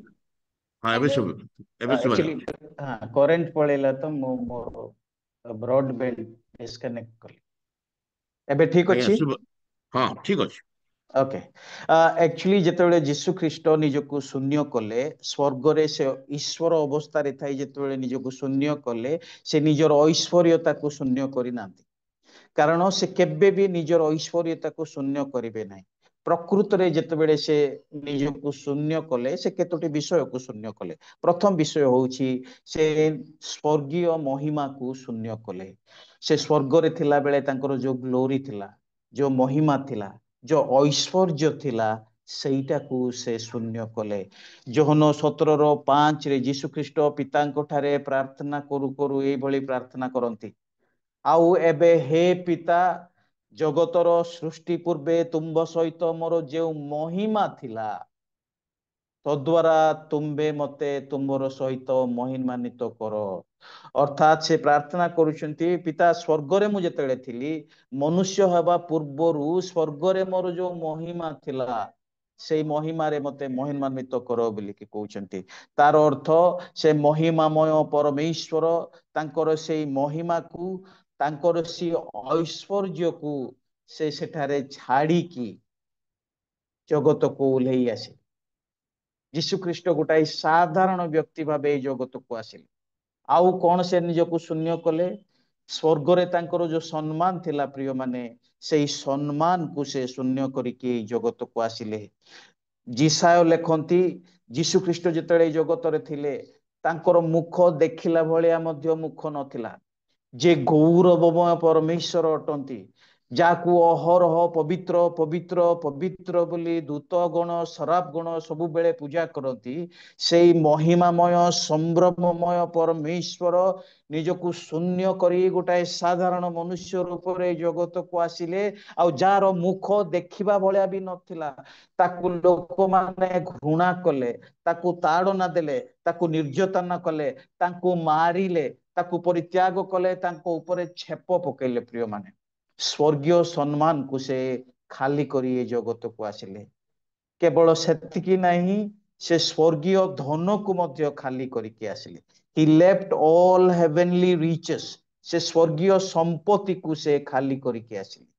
ଦ୍ୱିତୀୟ କରିନ୍ଥୀୟ 8:9 ଗୋଟିଏ କଥା କୁହାଗଲା, କାରଣ ଆମମାନଙ୍କର ପ୍ରଭୁ ଯୀଶୁ ଖ୍ରୀଷ୍ଟ, ଶୁଣନ୍ତୁ ଦୟାକରି, କାରଣ ଆମମାନଙ୍କର ପ୍ରଭୁ ଯୀଶୁ ଖ୍ରୀଷ୍ଟଙ୍କର ଅନୁଗ୍ରହ ତୁମେ ମାନେ ଜାଣ, ତୁମ୍ଭେ ମାନେ ଯେପରି ତାଙ୍କର ଦରିଦ୍ରତା ଦ୍ଵାରା ଧନବାନ ହୁଅ, ଏଥିପାଇଁ ସେ ଧନୀ ହେଲେ ହେଁ କିପରି ତୁମମାନଙ୍କ ନିମନ୍ତେ ଦରିଦ୍ର ହେଲେ। ପ୍ରିୟମାନେ, ଆମମାନଙ୍କୁ ଧନୀ କରିବା ପାଇଁ ସେ ସ୍ୱର୍ଗୀୟ ଧନ ପରିତ୍ୟାଗ କରିକି ଆସିଲେ। ଆମେ ଯେପରି ସ୍ୱର୍ଗୀୟ ଧନରେ ଧନୀ ହେବା, ସେଥିପାଇଁ ସେ ଦରିଦ୍ର ହେଲେ। ସେଇଟା ସେ ନିଜକୁ ଶୂନ୍ୟ କଲେ। ଚତୁର୍ଥ ବିଷୟ, ସେ ନିଜର ସ୍ୱେଚ୍ଛାଧିକାର, ସେ ନିଜର ସ୍ୱେଚ୍ଛାଧିକାର, ନିଜର ଇଚ୍ଛାକୁ ସେ ଶୂନ୍ୟ କରିକି ଆସିଲେ। ଆପଣ ଦେଖନ୍ତୁ, ଯୋହନ ପୁସ୍ତକରେ ବାର ବାର ସେ କହନ୍ତି, ମୁଁ ମୋର ପିତାଙ୍କର ଇଚ୍ଛା ସଫଳ କରିବା ପାଇଁ ଆସିଛି ବୋଲିକି କहे। ଯେବେ ଯେବେ ସେ ପ୍ରାର୍ଥନା କରୁଥିଲେ, କହିଲେ ମୋର ଇଚ୍ଛା ନାହିଁ କିନ୍ତୁ ତୁମ୍ଭର ଇଚ୍ଛା ସଫଳ ହଉ ବୋଲିକି କହିଲେ। ସେ ଜହନରେ ବାର ବାର କହନ୍ତି, ମୁଁ ଏଇ ଜଗତରେ ମୋ ଇଚ୍ଛା ସଫଳ କରିବା ପାଇଁ ଆସିନାହିଁ, ବରଂ ମୋର ପିତାଙ୍କର ଇଚ୍ଛା ସଫଳ କରିବା ପାଇଁ ଆସିଛି। ପ୍ରିୟମାନେ, ଯୀଶୁ ଖ୍ରୀଷ୍ଟ ଯେତେବେଳେ ଜଗତରେ ଥିଲେ, ତାଙ୍କର କୌଣସି ଅଧିକାରକୁ ସେ ବାର ବାର ନିଜର ସ୍ୱାର୍ଥ ସମ୍ପନ୍ନ ପାଇଁ ସେ ୟୁଜ କରିନାହାନ୍ତି, ପ୍ରୟୋଗ କରିନାହାନ୍ତି। ନିଜର ସ୍ୱାର୍ଥ ସଫଳ କରିବା ପାଇଁ ଯୀଶୁ କୌଣସି ଅଧିକାରକୁ ସେ ପ୍ରୟୋଗ କରିନାହାନ୍ତି। ସେ ନିଜକୁ ସୀମିତ କଲେ। ଅସୀମ ପରମେଶ୍ୱର ସସୀମ ମନୁଷ୍ୟ ଭାବରେ ଏଇ ଜଗତରେ ଥିଲେ। ତାଙ୍କର ସମସ୍ତ ବିଷୟ ସସୀମ ଥିଲା ପ୍ରିୟମାନେ। ଗୋଟେ ମନୁଷ୍ୟ ପାଇଁ ସମସ୍ତ ବିଷୟ ଯେମିତି କଷ୍ଟର ବିଷୟ ଥିଲା, ଯୀଶୁଙ୍କ ପାଇଁ ମଧ୍ୟ ସେମିତି କଷ୍ଟର ବିଷୟ ଥିଲା। ସେ ନିଜର କଷ୍ଟକୁ ଲାଘବ କରିବା ପାଇଁ ନିଜର ଐଶ୍ୱର୍ଯ୍ୟ ଶକ୍ତିର ମିସୟୁଜ କେବେ କରିନାହାନ୍ତି। ସ୍ୱେଚ୍ଛାଧିକାରକୁ ସେ ଶୂନ୍ୟ କରିକି ଆସିଲେ। ସେ omnipotent ଥିଲେ, ବ୍ୟବହାର କରିନାହାନ୍ତି। ସେ ସର୍ବଶକ୍ତିମାନ ଥିଲେ, ନିଜର ସ୍ୱାର୍ଥ ପାଇଁ ପ୍ରୟୋଗ କରିନାହାନ୍ତି। ସେ ସର୍ବଜ୍ଞାନୀ ଥିଲେ, କିନ୍ତୁ ନିଜର ସ୍ୱାର୍ଥ ପାଇଁ ସେ ପ୍ରୟୋଗ କରିନାହାନ୍ତି। ଶେଷରେ ପିତାଙ୍କ ସହିତ ତାଙ୍କର ଯୋଉ ସୁନ୍ଦର ସହଭାଗିତା ଥିଲା, ସେଇଟା ବି ସେ ଖାଲି କରିକି ଆସିଥିଲେ। ଆପଣମାନେ ଜାଣିଛନ୍ତି କ୍ରୁଶରେ ସେ କହିଲେ, ହେ ପିତ, ହେ ପିତ, ହେ ଈଶ୍ୱର, ମତେ କାହିଁକି ତୁମେ ପରିତ୍ୟାଗ କରିଅଛ? ଓକେ, ସ୍ୱର୍ଗରେ ଥିଲା ବେଳେ ପିତାଙ୍କ ସହିତ ଯୋଉ ସୁନ୍ଦର ସହଭାଗିତା ଥିଲା, ଆପଣଙ୍କ ପାଇଁ, ମୋ ପାଇଁ, ସେ ଯେତେବେଳେ ମନୁଷ୍ୟ ରୂପରେ ଏଇ ଜଗତକୁ ଆସିଲେ, ସେଇ ସୁନ୍ଦର ଫେଭରେବଲ ରିଲେସନସିପ ପିତାଙ୍କ ସହିତ, ସେଇଟା ବି ଶୂନ୍ୟ କରିକି ଆସେ। ସେ ସ୍ୱୟଂ ଈଶ୍ୱର ହେଲେ ବି ସେ ଈଶ୍ୱରତ୍ୱକୁ ଧରି ରଖିବା ବିଷୟ ମନେ କଲେ ନାହିଁ, କିନ୍ତୁ ଆପଣାକୁ ଶୂନ୍ୟ କଲେ। ମୁଁ ଏ ମେସେଜରେ ଆପଣଙ୍କୁ 4ଟା ଇମ୍ପୋର୍ଟାନ୍ସ କଥା କହୁଛି। ପ୍ରଥମ ବିଷୟ ହଉଛି ସେ ନିଜର ଐଶ୍ୱର୍ଯ୍ୟତାର ଯୋଉ ଅଧିକାର ଅଛି, ଯୋଉ ପୋଜିସନ ଅଛି, ତାକୁ ପରିତ୍ୟାଗ କଲେ। ତାଙ୍କର ଐଶ୍ୱର୍ଯ୍ୟ ପୋଜିସନକୁ ସେ ପରିତ୍ୟାଗ କଲେ, ନମ୍ବର 1। ନମ୍ବର 2 ହଉଛି ସେ ଜଣେ ଦାସତ୍ୱର ସ୍ଥାନ ଗ୍ରହଣ କଲେ। 7 ପଦ ଦେଖନ୍ତୁ, ସେ ଜଣେ ଦାସତ୍ୱର ସ୍ଥାନ ଗ୍ରହଣ କଲେ। ଖ୍ରୀଷ୍ଟମାସର ଯୋଉ ରହସ୍ୟ ଅଛି ପ୍ରିୟମାନେ, ପ୍ରଭୁ ମାନଙ୍କର ପ୍ରଭୁ, ରାଜା ମାନଙ୍କର ରାଜା, ଖ୍ରୀଷ୍ଟମାସରେ ଏଇ 4ଟି ସୋପାନ ଦ୍ୱାରା କେମିତି ଯାତ୍ରା କରୁଛନ୍ତି ଦେଖନ୍ତୁ। ଖ୍ରୀଷ୍ଟମାସକୁ ସଫଳ କରିବା ପାଇଁ ସ୍ୱୟଂ ଈଶ୍ୱର ଏଇ 4ଟି ପଥ ଦେଇ ଆସୁଛନ୍ତି ବା 4ଟି ସ୍ତର ଦେଇ ଆସୁଛନ୍ତି। ପ୍ରଥମ ହେଲା ସେ ତାଙ୍କର ଐଶ୍ୱର୍ଯ୍ୟ ସ୍ଥିତିକୁ ପରିତ୍ୟାଗ କରିକି ଆସିଲେ। ଯୋଉ ପୋଜିସନ ଅଛି, ଭୁଲ ବୁଝିବେ ନାହିଁ, ଐଶ୍ୱର୍ଯ୍ୟତାକୁ ପରିତ୍ୟାଗ କରିନାହାନ୍ତି। ଈଶ୍ୱର ଭାବେ ତାଙ୍କର ଯୋଉ ପୋଜିସନ ଅଛି, ସେଇଟା ପରିତ୍ୟାଗ କରିକି ଆସିଲେ। ଦ୍ୱିତୀୟ ବିଷୟ ହଉଛି ସେ ଜଣେ ଦାସତ୍ୱର ସ୍ଥାନ ଗ୍ରହଣ କଲେ। 7 ପଦ ଦେଖନ୍ତୁ, 7 ପଦ କେହି ଜଣେ ପଢିବେ କି ପ୍ଲିଜ, ଶୀଘ୍ର। କିନ୍ତୁ ମନୁଷ୍ୟ ସଦୃଶ ହୋଇ ଦାସ ରୂପ ଧାରଣ କରି ଆପଣାକୁ ଶୂନ୍ୟ କଲେ। ସେ ଦାସ ରୂପ ଧାରଣ କଲେ। ଓଡିଆ ବାଇବଲରେ ପ୍ରଥମେ ଅନ୍ୟ ସେଣ୍ଟେନ୍ସ ଗୁଡାକ ଆସୁଛି, କିନ୍ତୁ ସିରିଏଲରେ ଏଇଟା ଆସେ, ସେ ଦାସ ରୂପ ଧାରଣ କଲେ। ପ୍ରିୟମାନେ, ଆମର ସେକେଣ୍ଡ ପଏଣ୍ଟ, ଇଂରାଜୀରେ ଲେଖା ଅଛି he took the form of a servant. He took the form of a servant. ଏଇଠି ବି ଆଉ ଗୋଟେ ଫର୍ମ ଆସୁଛି, ଦୟାକରି ଶୁଣନ୍ତୁ। ସେଇ ଯୋଉ ଫର୍ମ ଶବ୍ଦ ଆସିଲା, ସେଇଟା ମୋରଫେ, ଗ୍ରୀକ ୱାର୍ଡ ଆଉ ଥରେ ୟୁଜ ହେଲା। ତାର ଅର୍ଥ ଧ୍ୟାନରେ ଶୁଣନ୍ତୁ। ମୁଁ ଯେମିତି ଆପଣଙ୍କୁ ମୋରଫେ ଏକ୍ସପ୍ଲେନ କରିଥିଲି, ଦାସ ରୂପ, ଯୋଉ ରୂପ ୱାର୍ଡଟା ମୋରଫେ ଅଛି, ସେ ଦାସ ହେଲା ବୋଲି ଡ୍ରାମା କରିନାହାନ୍ତି, ସେ ଦାସ ପରି ଆକ୍ଟିଂ କରିନାହାନ୍ତି। ପ୍ରିୟମାନେ, ଜଣେ ଦାସର ସମସ୍ତ ଗୁଣ ତାଙ୍କ ଠାରେ ଥିଲା। He took the form of a servant. ଜଣେ ଦାସଙ୍କର ଯୋଉ ବୈଶିଷ୍ଟ୍ୟତା ଅଛି, ଜଣେ ଦାସଙ୍କର ଯୋଉ କ୍ୟାରେକ୍ଟରିଷ୍ଟିକ ଅଛି, ସମସ୍ତ କ୍ୟାରେକ୍ଟରିଷ୍ଟିକ ଯୀଶୁ ଖ୍ରୀଷ୍ଟଙ୍କ ପାଖରେ ଥିଲା। ତାର ଅର୍ଥ ସେ ସ୍ୱୟଂ ଦାସ ଥିଲେ। ଆଉ ଥରେ ମୁଁ ଆପଣଙ୍କୁ କହୁଛି, ଜଣେ ଅଭିନେତା ଯେମିତି ଅଭିନୟ କରେ ଦାସ ହେଲା ଭଳିଆ, ସେମିତି ସେ ଅଭିନୟ କରିନାହାନ୍ତି। ଯେତେବେଳେ ଯୀଶୁ ଖ୍ରୀଷ୍ଟ ଏଇ ଜଗତକୁ ଆସିଲେ, ତାଙ୍କ ପାଖରେ ଦାସତ୍ୱର ଗୁଣ ଥିଲା। ପ୍ରିୟମାନେ, ଜଣେ ଦାସ ପାଖରେ ଯେମିତି ଗୁଣ ଯାକ ଥାଏ, ସମସ୍ତ ଗୁଣ ତାଙ୍କ। ରାଜା ମାନଙ୍କର ରାଜା, ପ୍ରଭୁ ମାନଙ୍କର ପ୍ରଭୁ, ଯେ 24/7 ସ୍ୱର୍ଗରେ ଆରାଧନା, ସମ୍ଭ୍ରମ, ପୂଜା, ପ୍ରଶଂସା ପାଆନ୍ତି। ସେ ଐଶ୍ୱର୍ଯ୍ୟ କପଡାକୁ, ସେ ତାଙ୍କର ଯୋଉ ସ୍ଥିତି ଅଛି, ସେ ରାଜକୀୟ କପଡାକୁ ବାହାର କରି ଜଣେ ଦାସର କପଡା ପିନ୍ଧିଛନ୍ତି। ସେଇଟା ହଉଛି ଦ ମିଷ୍ଟ୍ରି ଅଫ ଖ୍ରୀଷ୍ଟମାସ। এইটা ଆପଣଙ୍କର ମନ, ମୋର ମନ ବୁଝି ନପାରେ, ଆଣ୍ଡରଷ୍ଟାଣ୍ଡ ମାନେ କରିପାରିବା ନାହିଁ। ଆପଣ ତାକୁ ଯଦି ଗଭୀର ଭାବେ ଭାବିବେ, ଆପଣ ଜାଣିପାରିବେ ଖ୍ରୀଷ୍ଟମାସର ରହସ୍ୟ କଣ। ଯେ ଅନାଦି କାଳରୁ ଅନନ୍ତ କାଳ ପର୍ଯ୍ୟନ୍ତ ଈଶ୍ୱର ଅଟନ୍ତି, ଐଶ୍ୱର୍ଯ୍ୟ ଶୋଭାରେ ସବୁବେଳେ ଶୋଭାଜନକ, ସେଇ ପରମେଶ୍ୱର ତାଙ୍କର ସେଇ ସ୍ଥିତିର କପଡ଼ା ବାହାର କରି ସେ ଗୋଟାଏ ଦାସର କପଡ଼ା ପିନ୍ଧନ୍ତି।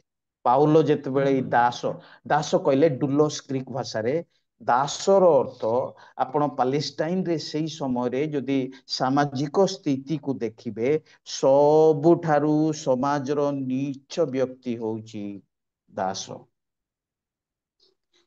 ଯୀଶୁ ଚାହିଁଥିଲେ ଗୋଟାଏ ଦୂତ ହେଇ ଆସିବି ପରିତ୍ରାଣର କାର୍ଯ୍ୟ ସାଧନ କରିଥାନ୍ତେ। ଯୀଶୁ ଚାହିଁଥିଲେ ଗୋଟେ ରାଜା ଭାବେ, ଗୋଟେ ମର୍ଯ୍ୟାଦାର ମଣିଷ ଭାବେ ଆସିକି ବି ପରିତ୍ରାଣର କାର୍ଯ୍ୟ ସାଧନ କରିଥାନ୍ତେ।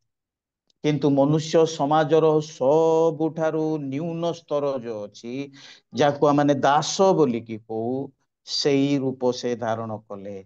He took the form of a servant on himself. ସେ ରାଜା ହିଁ ଏଇ ଜଗତକୁ ଆସିନାହାନ୍ତି, ସମାଜର ଜଣେ ବିଖ୍ୟାତ ବ୍ୟକ୍ତି ଏଇ ଜଗତକୁ ଆସିନାହାନ୍ତି।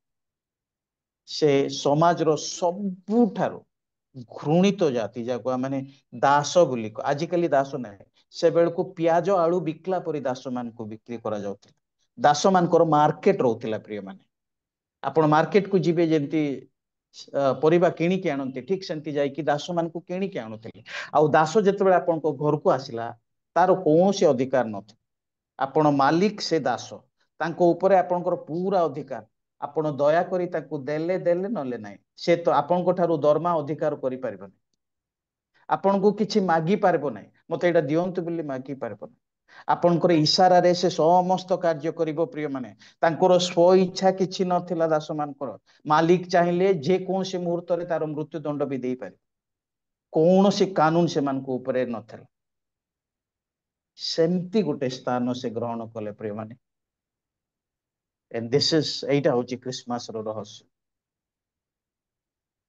ଶରାବ ଗଣ ତାଙ୍କୁ ଦେଖି ପାରନ୍ତିନି, ସେମାନେ ସ୍ୱୟଂ ପବିତ୍ର ହେଲେ ମଧ୍ୟ ପ୍ରଭୁ ଏତେ ମହିମାମୟ ଯେ ତାଙ୍କୁ ଦେଖି ପାରନ୍ତି ନାହିଁ। ନିଜ ନିଜ ଚକ୍ଷୁ ବନ୍ଦ କରି ପବିତ୍ର ପବିତ୍ର ପବିତ୍ର ବୋଲି କହନ୍ତି। ସେମିତି ବ୍ୟକ୍ତି ସମାଜର ଜଣେ ଦାସ ହେଇକି ଆସିଲେ। ଯିଶାୟ ପୁସ୍ତକରେ ଯୀଶୁ ଖ୍ରୀଷ୍ଟଙ୍କୁ ଦାସ ବୋଲି କୁହାଯାଏ, ଈଶ୍ୱରଙ୍କର ଦାସ। ସେ ଈଶ୍ୱରଙ୍କର ଦାସ ଅଟନ୍ତି, ଆଉ ସମସ୍ତ ପାପୀ ମାନଙ୍କର ଦାସ ଅଟନ୍ତି। ପ୍ରିୟମାନେ, ଆମେ ସବୁ ପାପୀ ଯାକ ସମସ୍ତେ ନରକକୁ ଯାଉଥିଲେ, ଆମମାନଙ୍କର ଦାସ ଭାବେ ସେ ଆସିଲେ। କେମିତି ଦାସ? ଯୋଉ ସମୟରେ ତାଙ୍କର ଆବଶ୍ୟକ ପଡିଲା, ସେଇ ବେଳକୁ ଆମର ସେବା କଲେ। ସେ ମନୁଷ୍ୟ ପୁତ୍ର ସେବା ପାଇବା ପାଇଁ ଆସିନାହିଁ, କିନ୍ତୁ ସେବା କରିବା ପାଇଁ ଆସିଛନ୍ତି। ଆମେ ଆଜିକାଲି ନିଜକୁ ପ୍ରଭୁଙ୍କର ଦାସ ବୋଲି କହୁ, ଆଉ ଏଇ ପ୍ରଭୁଙ୍କର ଦାସର ଗୋଟେ ବି ଗୁଣ ଏମାନଙ୍କ ପାଖରେ ନାହିଁ। ଆମକୁ ମାନ ମର୍ଯ୍ୟାଦା ଦରକାର, ପ୍ରେଷ୍ଟିଜ ଦରକାର, ଆମକୁ ପପୁଲାରିଟି ଦରକାର। ଆମେ ଚାହୁଁ ଲୋକମାନେ ଆମକୁ ଜାଣନ୍ତୁ। ଆମେ ଏମିତି ଦାସ ନା। ସଭା ସମିତିରେ ଆମକୁ ବଡ ବଡ ଜାଗା ଦରକାର, ମୁଖ୍ୟ ସ୍ଥାନ। ଆମେ ସେମିତି ଦାସ ଯେ ଆମେ କୋଉ ପ୍ରଭୁଙ୍କର ଦାସ। କିନ୍ତୁ ଏ ଥିଲେ ପ୍ରଭୁଙ୍କର ଦାସ, ପାପୀ ମାନଙ୍କର ଦାସ। ମନୁଷ୍ୟ ପୁତ୍ର ସେବା ପାଇବା ପାଇଁ ନାହିଁ, କିନ୍ତୁ ସେବା କରିବା ପାଇଁ ଆସିଛନ୍ତି, ଆଉ ଅନେକଙ୍କ ନିମନ୍ତେ ଜୀବନ ଦେବା ପାଇଁ ଆସିଛନ୍ତି। ଏଇଟା ହଉଛି ଖ୍ରୀଷ୍ଟମାସର ରହସ୍ୟ। ସ୍ୱୟଂ ରାଜା ନିଜର ରାଜ ଗାଦି ଛାଡିକି ଦାସ ରୂପରେ ଆସିଛନ୍ତି ସେବା କରିବା। ମୁକ୍ତିର ମୂଲ୍ୟ ସ୍ୱରୂପେ ଆପଣ ପ୍ରାଣ ଦେବା ପାଇଁ ଆସିଛନ୍ତି। ଆଠୁ ଆଉ ସେବକ ପଦ କଣ ହେଇପାରେ? ଆଠୁ ବଡ ସେବକ ପଦ କଣ ହେଇପାରିବ? ଜଣେ ସେବକଙ୍କର ଗୁଣ ସବୁ କଣ ହେବା କଥା? ନମ୍ବର 1 ନମ୍ରତା, ନମ୍ବର 2 ସବମିଶନ, ନମ୍ବର 3 ହଉଛି ଆତ୍ମତ୍ୟାଗ। ନମ୍ରତା, ସମର୍ପଣ, ଆତ୍ମତ୍ୟାଗ। ଆମେ ପ୍ରଭୁଙ୍କର ଦାସ ମାନେ ଏ ଗୁଣ ଯାକ ଅଛି ଆମ ପାଖରେ। କିନ୍ତୁ ଯୀଶୁ ଜଣେ ଦାସର ରୂପ ନେଲେ, କହିଲେ ଏଇ କ୍ୱାଲିଟି ଯାକ ନିଜ ଉପରେ ନେଲେ, ଆଉ ବାହୁବି ସବୁ ଦେଖେଇଲେ। ସେ ନମ୍ର ଥିଲେ, ଯୀଶୁଙ୍କ ପରି ନମ୍ର ଲୋକ ପୃଥିବୀରେ ନାହାନ୍ତି। ସେ ସମର୍ପିତ ଥିଲେ, ଈଶ୍ୱରଙ୍କର ଇଚ୍ଛା ପ୍ରତି ସମର୍ପିତ ଥିଲେ, ଈଶ୍ୱରଙ୍କର ଦାସ ଥିଲେ। ୟାର ଅର୍ଥ ପିତା ଯେତେବେଳେ ଯାହା କହିଲେ ୟେସ୍ ବୋଲିକି କହିଲେ, ସେଇଟା ହଉଛି ଗୋଟେ ଦାସର ଲକ୍ଷଣ। ନମ୍ର ଭାବେ, ତାପରେ ସେଲ୍ଫ ସାକ୍ରିଫାଇସ୍, ପ୍ରାଚୀନ ସମୟରେ ଦାସ ମାନେ ମାଲିକର କଥା ଶୁଣିବା ପାଇଁ ନିଜର ଜୀବନ ଆହୁତି ଦେବା ପାଇଁ ବି ପ୍ରସ୍ତୁତ ଥିଲେ। ଆଉ ପିତାଙ୍କର ଇଚ୍ଛା ସଫଳ କରିବା ପାଇଁ ଏହି ଦାସ ନିଜର ଜୀବନ ଦେବା ପାଇଁ ବି ରେଡି ଥିଲେ। କେବଳ ରେଡି ନଥିଲେ, ସେ ଜୀବନ ବି ଦେଲେ। ତୃତୀୟ ବିଷୟ ଦେଖନ୍ତୁ, ସେ ଐଶ୍ୱର୍ଯ୍ୟ ସ୍ଥିତିକୁ ପରିତ୍ୟାଗ କଲେ, ନମ୍ବର 1। ନମ୍ବର 2 ହଉଛି ସେ ଦାସ ରୂପ ଗ୍ରହଣ କଲେ। ନମ୍ବର 3 ହଉଛି ସେ ପାପୀ ମନୁଷ୍ୟ ମାନଙ୍କ ସହ ସଙ୍ଗୀ ହେଲେ। 7 ପଦ ଆଉ ଟିକେ ପଢିଦେବେ ପ୍ଲିଜ, ସମିତା କିନ୍ତୁ ସିଷ୍ଟର। ୟେସ୍, ମନୁଷ୍ୟ ସଦୃଶ୍ୟ ହୋଇ ଦାସ ରୂପ ଧାରଣ କରି ଆପଣାକୁ ଶୂନ୍ୟ କଲେ। ସେ ମନୁଷ୍ୟ ସଦୃଶ୍ୟ ହେଲେ। ସେ ମନୁଷ୍ୟ ସଦୃଶ୍ୟ ହେଲେ। being made in the likeness of men ବୋଲିକି ଲେଖା ଅଛି। made ଶବ୍ଦ ଯୋଉ ଅଛି ଗ୍ରୀକ ଭାଷାର ଗିନେସ୍ଥାଇ ଶବ୍ଦ, ତାର ଅର୍ଥ ସେ ଯୋଉ ରୂପ ଧାରଣ କଲେ ସେଟା ସବୁବେଳର ରୂପ ନାହିଁ, ଟାଇମ ଆସିଲେ ସେଟା ପରିବର୍ତ୍ତନ ହେଇଯିବ। ଅର୍ଥାତ ଯୋଉ ମାନବତା ଯୀଶୁ ଖ୍ରୀଷ୍ଟ ଗ୍ରହଣ କଲେ ସେଟା ଚିରନ୍ତନ ନାହିଁ, ସେ ଚାହିଁଲେ ତାକୁ ଚେଞ୍ଜ କରିବେ। ଗିନେସ୍ଥାଇର ଅର୍ଥ ସେଇଟା। ପ୍ରିୟମାନେ, ବିଇଂ ଶବ୍ଦ ଆଉ ଥରେ ଅଛି ଦେଖନ୍ତୁ। ସେ ମନୁଷ୍ୟ ହେଲେ, ମନୁଷ୍ୟ ହେବାର ଡ୍ରାମା କରିନାହାନ୍ତି। ଚର୍ଚ୍ଚ ହିଷ୍ଟ୍ରି ଯଦି ଆପଣ ମାନେ ପଢିବେ, ଅନେକ ଲୋକ ଅଛନ୍ତି ଯେଉଁମାନେ ଯୀଶୁ ଖ୍ରୀଷ୍ଟଙ୍କର ମନୁଷ୍ୟତ୍ୱକୁ ଅସ୍ୱୀକାର କରନ୍ତି। ସେ ମନୁଷ୍ୟ ଭାବେ ଦେଖାଗଲେ କିନ୍ତୁ ମନୁଷ୍ୟ ନଥିଲେ ବୋଲିକି କହନ୍ତି। ନୋଷ୍ଟିକ୍ସ ବୋଲି ଜଣେ ଗୋଟାଏ ପ୍ରାନ୍ତ ଶିକ୍ଷା ଅଛି। ସେ ନୋଷ୍ଟିକ୍ସ ମାନେ ବିଶ୍ୱାସ କରନ୍ତି ନାହିଁ ଯେ ଯୀଶୁ ଖ୍ରୀଷ୍ଟ ସମ୍ପୂର୍ଣ୍ଣ ଭାବେ ମନୁଷ୍ୟ। ସେ 100% ମନୁଷ୍ୟ ଭାବେ ଏଇ ଜଗତକୁ ଆସେ। ସେଥିପାଇଁ ଯୋହନ କହିଲେ, ଆଦ୍ୟରେ ବାକ୍ୟ ଥିଲେ, ବାକ୍ୟ ଈଶ୍ୱରଙ୍କ ସହିତ ଥିଲେ, ଆଉ ସେଇ ବାକ୍ୟ ଈଶ୍ୱର ଥିଲେ, ଆଉ ସେଇ ବାକ୍ୟ ଦେହବନ୍ତ ହୋଇ ଆମଙ୍କ ମଧ୍ୟରେ ବାସ। ତାଙ୍କୁ ଗୋଟେ ନାମ ଦିଆଯାଇଥିଲା, କଣ? ଇମ୍ମାନୁଏଲ, ଈଶ୍ୱର ଆମ୍ଭ ମାନଙ୍କ ସହିତ। ଓକେ, ସେ 100% ଗଡ ଥିଲେ, ଆଉ ଯେତେବେଳେ ଆମମାନଙ୍କ ସହିତ ଆସିଲେ 100% ମ୍ୟାନ ଥିଲେ। ଦେହବନ୍ତ ହେଲେ, ପ୍ରିୟ ମାନେ, ଦେହ ଧାରଣ କଲେ। 100% literally he was a man। ଏଟା ବୁଝିବା ପାଇଁ ଟିକେ କଷ୍ଟ, ଯେ କି ସ୍ୱୟଂ ପ୍ରଭୁ ଅଦୃଶ୍ୟ ପରମେଶ୍ୱର, ତାଙ୍କର କୌଣସି ଶରୀର ନାହିଁ। ପରମେଶ୍ୱର ଅଦୃଶ୍ୟ ଅଟନ୍ତି, ସେ ଆତ୍ମା ଅଟନ୍ତି। ପରମେଶ୍ୱର ଆତ୍ମା ଅଟନ୍ତି, କିନ୍ତୁ ସେଇ ପରମେଶ୍ୱର ଗୋଟେ ମନୁଷ୍ୟ ରୂପ ଧାରଣ କରି ଏଇ ଜଗତକୁ ଆସିଲେ।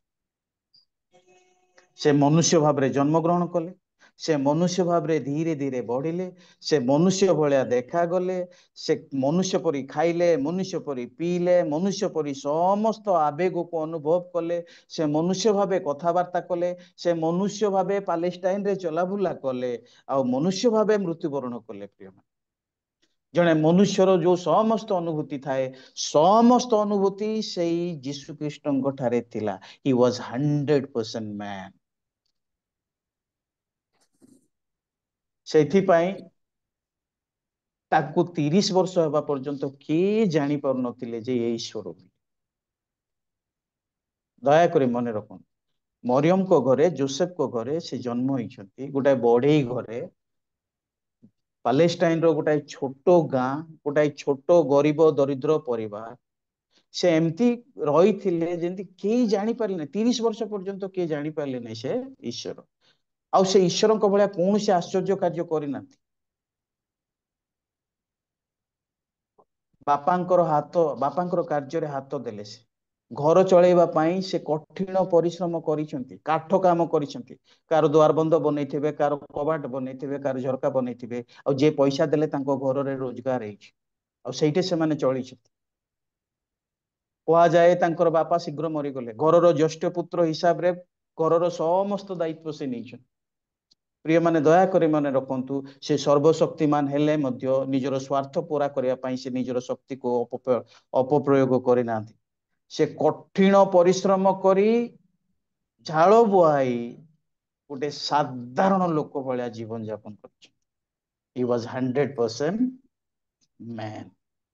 4 ଦେଖନ୍ତୁ, 4 ନମ୍ବର ଦେଖନ୍ତୁ, ସେ ନିଃସ୍ୱାର୍ଥପର ପଦ ବା ସେ ନିଃସ୍ୱାର୍ଥପର ପଥ ଆପଣାଇଲେ। 4 ନମ୍ବର ପଏଣ୍ଟ, ସେ ନିସ୍ୱାର୍ଥପର ପଥ ଆପଣାଇଲେ। 8 ପଦ ପଢିଦେବେ ଭଉଣୀ। ପୁଣି ମନୁଷ୍ୟ ଭାବରେ ଦେଖାଯାଇ ମୃତ୍ୟୁ ପର୍ଯ୍ୟନ୍ତ, ହଁ କୃଷି ମୃତ୍ୟୁ ପର୍ଯ୍ୟନ୍ତ ଆଜ୍ଞାବହ ହୋଇ ଆପଣଙ୍କୁ ଅବନତ କଲେ। ଯେମିତି ଆପଣମାନଙ୍କୁ କହିଲି, ସେ ଯେତେବେଳେ ଥିଲେ 100% ମନୁଷ୍ୟ ରୂପରେ ଦେଖାଗଲେ। ସେ ମନୁଷ୍ୟ ଭାବରେ ଦେଖାଗଲେ। ସେ କେବଳ ସେତିକି ନାହିଁ, ସେ ଆଜ୍ଞାବହ ହେଲେ। ପ୍ରିୟ ମାନେ, ମୁଁ ଯେମିତି ଆପଣମାନଙ୍କୁ କହିଲି, ଗୋଟେ ଦାସର ଗୁଣ କଣ? ଆଜ୍ଞାକାରୀ ହେବା। ଆଉ ସେ 100% ଦାସ ହେଇଥିବା ହେତୁ ସେ ପିତା ପରମେଶ୍ୱରଙ୍କର ଆଜ୍ଞାବହ ଥିଲେ। ସେ ସବୁବେଳେ ଈଶ୍ୱରଙ୍କର ଆଜ୍ଞା ଆଗରେ ନିଜକୁ ଅବନତ କରୁଥିଲେ। चलो ସେ ଆଜ୍ଞାବହ ହେଲେ। କେମିତି ଆଜ୍ଞାବହ ହେଲେ? କ୍ରୁଶ୍ୟ ମୃତ୍ୟୁ ପର୍ଯ୍ୟନ୍ତ। ପ୍ରିୟ ମାନେ, ଓକେ, ଇଟ୍ସ ନଟ୍ ଆନ୍ ଅର୍ଡିନାରୀ ଥିଙ୍ଗ। ଯୋଉ ମିଶନ ପାଇଁ ଆସିଥିଲେ, ପିତା ପରମେଶ୍ୱର ଚାହୁଁଥିଲେ ଯେ ସେ କ୍ରୁଶ୍ୟ ମୃତ୍ୟୁକୁ ବରଣ କରନ୍ତୁ। ଆଉ ଈଶ୍ୱରଙ୍କର ସେଇ ଇଚ୍ଛାକୁ ସେ ପୁରା କଲେ। ସେ ଆଜ୍ଞାବହ ହେଲେ। ସମୟ ଅତି କ୍ଷିପ୍ର ଗତିରେ ଚାଲିଛି, ଆମେ ଲେଟ୍ ଚାଲୁଛୁ। ସେଥିପାଇଁ ଏଇ ଜିନିଷକୁ ମୁଁ ଆଉ ଥରେ ବେଶୀ ଏକ୍ସପ୍ଲେନ କରିବି ନାହିଁ। ସେ ନିସ୍ୱାର୍ଥପର ପଥ ଆପଣେଇଲେ। ସେ ଯୋଉ ଆଜ୍ଞାବହ ହେଲେ, ତାଙ୍କର ସେଥିରେ କିଛି ସ୍ୱାର୍ଥ ନାହିଁ। ପ୍ରିୟ ମାନେ, ନିଜର ପପୁଲାରିଟି ପାଇଁ, ନିଜର ସୁନାମ ପାଇଁ ସେ କିଛି କରିନାହାନ୍ତି। ଓକେ, ଈଶ୍ୱରଙ୍କର ଇଚ୍ଛାକୁ ପୂର୍ଣ୍ଣ କରିବା ପାଇଁ ସେ ଆଜ୍ଞାବହ ହେଲେ, ଆଉ କାଲବରୀ କ୍ରୁଶରେ ଚଢିଗଲେ। ସେଇଥିପାଇଁ 5 ନମ୍ବର ପଏଣ୍ଟ ଆମର, ସେ ସର୍ବୋଚ୍ଚ ସ୍ଥାନ ପାଇଲେ। ସେ ସର୍ବୋଚ୍ଚ ସ୍ଥାନ ପାଇଲେ। 9, 10 ଆଉ 11 ଦେଖନ୍ତୁ ଆପଣ ମାନଙ୍କ ବାଇବଲରେ। ଏହି କାରଣରୁ, କୋଉ କାରଣରୁ? ୟା ପୂର୍ବରୁ ସେ ଯାହା ଯାହା କରିଛନ୍ତି, ସ୍ୱୟଂ ଈଶ୍ୱର ହେଲେ ମଧ୍ୟ ତାକୁ ଧରି ରଖିବା ବିଷୟ ଭାବିଲେ ନାହିଁ। ଦାସ ରୂପ ଗ୍ରହଣ କଲେ। ଗୋଟାଏ ମନୁଷ୍ୟ, ସାଧାରଣ ମନୁଷ୍ୟ ଭାବେ ଏଇ ଜଗତକୁ ଆସିଲେ। ପିତାଙ୍କର ଆଜ୍ଞାବହ ହେଲେ, ଆଉ କ୍ରୁଶ ପର୍ଯ୍ୟନ୍ତ ଯାଇକି ସେ ବଳି ହେଲେ। ଏ ଯୋଉ ନିଃସ୍ୱାର୍ଥପର ବଳି ତ୍ୟାଗ ସେ କଲେ। ଏହି କାରଣରୁ 8 ପଦ, 9 ପଦ, ଏହି କାରଣରୁ ଈଶ୍ୱର ତାଙ୍କୁ ଅତିଶୟ ଉନ୍ନତ କରିଅଛନ୍ତି। କେମିତି କରି? ତାଙ୍କୁ ମୃତରୁ ପୁନରୁତ୍ଥିତ କରିବା ଦ୍ୱାରା। ଓକେ, ଯେତେବେଳେ ସେ ମୃତ୍ୟୁବରଣ କଲେ, ସେ କବରରେ ହିଁ ରହିଯାଇନାହାନ୍ତି। ଯୀଶୁ ଖ୍ରୀଷ୍ଟଙ୍କର ଗୋଟିଏ ମାତ୍ର କବର ଯାହା ଖାଲି ଅଛି। ଓକେ, ସେ କବରରେ ରହିଯାଇନାହାନ୍ତି। ତାଙ୍କୁ ପୁନରୁତ୍ଥାନ କଲେ ଯୀଶୁ ଖ୍ରୀଷ୍ଟ। ତାକୁ ପୁନରୁତ୍ଥିତ କଲେ, ଆଉ ନିଜର ଦକ୍ଷିଣ ପାର୍ଶ୍ୱରେ ବସେଇଛନ୍ତି। କେବଳ ସେତିକି ନାହିଁ, 9 ପଦ ଦେଖନ୍ତୁ। ପୁଣି ସମସ୍ତ ନାମ ଅପେକ୍ଷା ସର୍ବୋତ୍କୃଷ୍ଟ ନାମ ତାଙ୍କୁ ପ୍ରଦାନ କରିଛି। କୋଉ ନାମ? ଯୀଶୁ ନାହିଁ। ଯୀଶୁ ତାଙ୍କର ପାର୍ଥିବ ନାମ ଅଟେ। ଯୀଶୁ ତାଙ୍କର ଏଇ ଜଗତର ନାମ ଅଟେ। ସେଇ ନାମ ନାହିଁ। ଆଗକୁ ପଢିଲେ ଜଣା ପଡେ। ପ୍ରିୟମାନେ, ଏ କ୍ଲାଇମେକ୍ସ ଦେଖନ୍ତୁ ପ୍ଲିଜ। ଏହି କାରଣରୁ ଈଶ୍ୱର ତାଙ୍କୁ ଅତିଶୟ ଉନ୍ନତ କରିଅଛନ୍ତି। ପୁଣି ସମସ୍ତ ନାମ ଅପେକ୍ଷା ସର୍ବୋତ୍କୃଷ୍ଟ ନାମ ତାଙ୍କୁ ପ୍ରଦାନ କରିଅଛନ୍ତି। ଯେପରି, କଣ ପାଇଁ ସବୁ କରିଛନ୍ତି? ଯେପରି, ଶୁଣନ୍ତୁ, ସ୍ୱର୍ଗ କହିଲେ ସ୍ୱର୍ଗ, ମର୍ତ୍ତ୍ୟ କହିଲେ ପୃଥିବୀ, ପାତାଳ କହିଲେ ନର୍କ। हाँ क्या ପାତାଳ कर କହିଲେ दिया? ନର୍କ। ପ୍ଲିଜ ଟିକେ ମ୍ୟୁଟ କରନ୍ତୁ। स्टार्ट कर दिया था 10 ପଦ ଦେଖନ୍ତୁ। यार रुक रुक। ସ୍ୱର୍ଗ, ପୃଥିବୀ ଆଉ ନର୍କରେ ଥିବା ପ୍ରତ୍ୟେକ ଜାନୁ ଯୀଶୁଙ୍କ ନାମରେ ନତ ହବ। ପ୍ରଭୁ ତାଙ୍କୁ ଏତେ ଉନ୍ନତ କଲେ ଯେ ଯୋଉମାନେ ସ୍ୱର୍ଗରେ ଅଛନ୍ତି, ଯୋଉମାନେ ପୃଥିବୀରେ ଅଛନ୍ତି, ଏମିତି କି ଯୋଉମାନେ ନର୍କରେ ବି ଅଛନ୍ତି, ସମସ୍ତେ ଯୀଶୁଙ୍କ ନାମରେ ନତ ହେବେ। ଯୀଶୁଙ୍କ ନାମରେ ସମସ୍ତଙ୍କର ଜାନୁ ନତ ହବ। Every knee shall bow. ପୁଣି 11 ପଦ ଦେଖନ୍ତୁ। ପିତା ଈଶ୍ୱରଙ୍କର ଗୌରବ ନିମନ୍ତେ, ସମସ୍ତେ ଶୁଣନ୍ତୁ, ପ୍ରତ୍ୟେକ ଜିହ୍ବା, ସ୍ୱର୍ଗର ଜିହ୍ବା, ପୃଥିବୀର ଜିହ୍ବା, ନର୍କର ଜିହ୍ବା, ଯୀଶୁ ଖ୍ରୀଷ୍ଟ ପ୍ରଭୁ ବୋଲି ସ୍ୱୀକାର କରିବେ। ମୁଁ କ୍ଲୋଜ କରୁଛି। କ୍ଲୋଜ କରିବା ପୂର୍ବରୁ ଦୟାକରି ଶୁଣନ୍ତୁ। ଆପଣ ସ୍ୱର୍ଗରେ ରୁହନ୍ତୁ, ବା ପୃଥିବୀରେ ରୁହନ୍ତୁ, ବା ନର୍କରେ ରୁହନ୍ତୁ, ଆପଣ ଯୋଉଠି ଥିଲେ ବି ଆପଣଙ୍କର ଜାନୁ ପାତିବ, ଆଉ ଆପଣ ଯୋଉଠି ଥିଲେ ବି ଆପଣଙ୍କର ଜିଭା ସ୍ୱୀକାର କରିବ ଯେ ଯୀଶୁ ହିଁ ପ୍ରଭୁ ଅଟନ୍ତି। ତେବେ କାହିଁକି ନା ଏ ଜଗତରେ ଥିବା ବେଳେ ଯୀଶୁଙ୍କୁ ପ୍ରଭୁ ବୋଲି ସ୍ୱୀକାର କରିବେ ଆଉ ନର୍କରୁ ବଞ୍ଚିଯିବେ। ରୋମିଓ 10:9 ମୁଁ ପଢୁଛି, କେହି ଖୋଲନ୍ତୁ ନା, ଦୟାକରି ଶୁଣନ୍ତୁ। ଯେଣୁ ତୁମ୍ଭେ ଯଦି ମୁଖରେ ଯୀଶୁଙ୍କୁ ପ୍ରଭୁ ବୋଲି ସ୍ୱୀକାର କରିବ ଆଉ ଈଶ୍ୱର ତାଙ୍କୁ ମୃତମାନଙ୍କ ମଧ୍ୟରୁ ଉଠାଇଛନ୍ତି ବୋଲି ହୃଦୟରେ ବିଶ୍ୱାସ କରିବ, ତେବେ ପରିତ୍ରାଣ ପାଇବ। ପରିତ୍ରାଣ ପାଇବ ମାନେ ନର୍କକୁ ଯିବା ଦରକାର। ନର୍କକୁ ଯାଇକି ଜାନୁ ପାତି ଯୀଶୁଙ୍କୁ ପ୍ରଭୁ ବୋଲି କହିବା ଅପେକ୍ଷା ଜୀବନରେ ଏବେ ଥିବା ବେଳେ ହୃଦୟରେ ବିଶ୍ୱାସ କରନ୍ତୁ ପିତା ତାଙ୍କୁ ମୃତମାନଙ୍କ ଠାରୁ ଉଠେଇଛନ୍ତି, ଆଉ ମୁଖରେ ସ୍ୱୀକାର କରନ୍ତୁ ଯେ ଯୀଶୁ ହିଁ ପ୍ରଭୁ ଅଟନ୍ତି। କାରଣ ସେଇଟା ହଉଛି ସର୍ବୋତ୍କୃଷ୍ଟ ନାମ ପ୍ରଭୁ ତାଙ୍କୁ ଦେଇଛନ୍ତି। এইটা হচ্ছে খ্রিসমাসର ରହସ୍ୟ ପ୍ରିୟ ମାନେ। ଆପଣଙ୍କର 30,000 ଟଙ୍କା ସୁଟରେ ଏ ରହସ୍ୟ ନାହିଁ। ଆପଣ ଖ୍ରୀଷ୍ଟମାସ ଦିନେ କେତେ ଟଙ୍କାର ଖାଇବେ ପିଇବେ ସେଟା ଇମ୍ପୋର୍ଟାଣ୍ଟ। ଆପଣଙ୍କର ଗିର୍ଜା ଘରକୁ ଆପଣ କେତେ ସଜଉଛନ୍ତି ସେଥିରେ ଇମ୍ପୋର୍ଟାଣ୍ଟ। ଆପଣଙ୍କର ଖ୍ରୀଷ୍ଟମାସ ଟ୍ରିରେ ଆପଣ କେତେ ସଜଉଛନ୍ତି ସେଟା ଇମ୍ପୋର୍ଟାଣ୍ଟ। ଇମ୍ପୋର୍ଟାଣ୍ଟ ହଉଛି ଆପଣ ଏଇ ବର୍ଷ ଖ୍ରୀଷ୍ଟମାସ ପାଳନ କରିବା ପୂର୍ବରୁ ଆତ୍ମସମୀକ୍ଷା କରି କୁହନ୍ତୁ, ହଁ ଯୀଶୁ ଖ୍ରୀଷ୍ଟ ହିଁ ପ୍ରଭୁ ଅଟନ୍ତି। ଯଦି ନାଇଁ ରକ୍ଷା ନାହିଁ ପ୍ରିୟ ମାନେ, ତେବେ ଯାଇ ପରିତ୍ରାଣ ପ୍ରାପ୍ତ ହବ ବୋଲି କହିଲେ। ଆଉ ଯୋଉମାନେ ଆଜି ପର୍ଯ୍ୟନ୍ତ ଯୀଶୁଙ୍କୁ ପ୍ରଭୁ ବୋଲି ସ୍ୱୀକାର କରିନାହାନ୍ତି ତାଙ୍କର କୋଉ ଅଧିକାର ଅଛି ସେମାନେ ଖ୍ରୀଷ୍ଟମାସ ପାଳନ କରିବେ? ଆମେ ଯଦି ପ୍ରଭୁ ଯୀଶୁଙ୍କୁ ପ୍ରଭୁ ବୋଲି ସ୍ୱୀକାର ନ କରି ଖ୍ରୀଷ୍ଟମାସ ପାଳନ କରୁଛୁ ତେବେ ଆମ ପାଇଁ ପାଳନ କରୁଛୁ। ଆଉ ଯୋଉମାନେ ଖ୍ରୀଷ୍ଟମାସ ପ୍ରଭୁଙ୍କୁ ପ୍ରଭୁ ବୋଲି ସ୍ୱୀକାର ନ କରି ପାଳନ କରନ୍ତି ସେମାନେ ସବୁବେଳ ପାଇଁ ନର୍କରେ ବିଥିବେ ଆଉ ନର୍କରେ ଜାନୁ ପାତିବେ ଆଉ ସେଠି ସ୍ୱୀକାର କରିବେ, କିନ୍ତୁ ସେଇଠି ସ୍ୱୀକାର କଲା ବେଳେ ଆଉ ଟାଇମ ନଥିବ। ତେଣୁ ଆସୁ ପ୍ରଭୁ ଆମମାନଙ୍କୁ ଅନୁଗ୍ରହ କରନ୍ତୁ। ଏଇ ଖ୍ରୀଷ୍ଟମାସର ସମୟ ଆତ୍ମସମୀକ୍ଷାର ସମୟ। ଏଇ ଖ୍ରୀଷ୍ଟମାସର ଟାଇମ ଇଣ୍ଟ୍ରୋସ୍ପେକ୍ସନର ସମୟ ହଉ। ମୁଁ କିଏ ଯୀଶୁଙ୍କୁ ପ୍ରଭୁ ବୋଲି ସ୍ୱୀକାର କରେ। ଆପଣ ଜାଣିଛନ୍ତି ୟାର ଅର୍ଥ କଣ? ପ୍ରଭୁ ବୋଲି ସ୍ୱୀକାର କରିବା। ପ୍ରଭୁ କହିଲେ ସ୍ୱାମୀ, ମାଲିକ, ଲର୍ଡ। ତାର ଅର୍ଥ ଆପଣ ଯେତେବେଳେ ଏଇ ଜଗତରେ ପ୍ରଭୁଙ୍କୁ ପ୍ରଭୁ ବୋଲି ସ୍ୱୀକାର କରି ଜୀବନ ଯାପନ କରୁଛନ୍ତି, ପ୍ରଭୁ ମୋର ଇଚ୍ଛା ନାହିଁ କିନ୍ତୁ ତୁମର ଇଚ୍ଛା। ଆମର ଯୋଉ ସ୍ୱ ଇଚ୍ଛା ଅଛି, ଆମମାନଙ୍କର ଯୋଉ ନିଜର ଇଚ୍ଛା ଅଛି ତାକୁ ଜଳାଞ୍ଜଳି ଦେଇ ଆମମାନଙ୍କର ଜୀବନରେ ପ୍ରଭୁଙ୍କର ଯୀଶୁ ଖ୍ରୀଷ୍ଟଙ୍କର ଇଚ୍ଛା ପୁରା କରିବା। ତୁମେ ଯଦି ମୋର ଆଜ୍ଞା ପାଳନ କର ତେବେ ପ୍ରକୃତରେ ତୁମେ ମାନେ ମୋର ଶିଷ୍ୟ। ଜଣେ ଖ୍ରୀଷ୍ଟିଆନଙ୍କର କାମ ହଉଛି 24/7 ପ୍ରଭୁକୁ ୟେସ୍ ଲର୍ଡ ବୋଲି କହିବାର। ପ୍ରଭୁଙ୍କର ଇଚ୍ଛା ଯେବେ ଯାଏ ଆମମାନଙ୍କ ଜୀବନରେ ପୁରା ହେଇନି ତେବେ ଯାଏ ଆମେ ପ୍ରଭୁଙ୍କୁ ପ୍ରଭୁ ବୋଲି କହିପାରିବା। ଶୁଣନ୍ତୁ, ଖାଲି ମୁଖରେ ପ୍ରଭୁ ବୋଲି କହିଲେ ହବ ନାହିଁ। ସେଥିପାଇଁ କୁହାଯାଇଛି ପ୍ରଭୁ ପ୍ରଭୁ ବୋଲିବାର ଅନେକ ଅଛନ୍ତି ଯୋଉମାନେ ସ୍ୱର୍ଗ ରାଜ୍ୟରେ ପ୍ରବେଶ କରିପାରିବେ। ପ୍ରଭୁ ବୋଲି କହିକି ଜୀବନରେ ଯଦି ଆମେ ପ୍ରୟୋଗ କରୁଛୁ, ୟେସ୍ ଲର୍ଡ ତୁମର ସମସ୍ତ ଇଚ୍ଛା ମୋ ଜୀବନରେ ପାଳନ ओ କରିବି, पत्रा ଏଇ बोलते वो लाइन ପ୍ରୟାସରେ ଯଦି ଆମେ ଯିବା ତେବେ ସେଇଟା ହଉଛି ପ୍ରକୃତରେ ଯୀଶୁଙ୍କୁ ପ୍ରଭୁ ବୋଲି ସ୍ୱୀକାର କରିବା। ଏଣୁ ଆସନ୍ତୁ ଏଇ ଦିନ ମାନଙ୍କରେ ଆମେ ବାହ୍ୟ ବିଷୟରେ ଯୋଉଠି କିଛି ଅର୍ଥ ନାହିଁ, କିଛି ଅର୍ଥ ନାହିଁ ପ୍ରିୟ ମାନେ, ବାହ୍ୟିକ ବିଷୟରେ ପାରମ୍ପରିକ ବିଷୟରେ ମନୋଯୋଗ ନାହିଁ, ଆତ୍ମିକ ଭାବେ ନିଜ ବିଷୟରେ ପ୍ରଥମେ ମୁଁ କି ଆଜି ଯୀଶୁଙ୍କୁ ପ୍ରଭୁ ବୋଲି ସ୍ୱୀକାର କରୁଛି, କାରଣ ଏଥିରେ ପରିତ୍ରାଣ ଅଛି। ଆଉ ଯଦି ସେତିକି କରିଛନ୍ତି ସେତିକି ଯଥେଷ୍ଟ ନାହିଁ। This is the time for you to preach the gospel to others.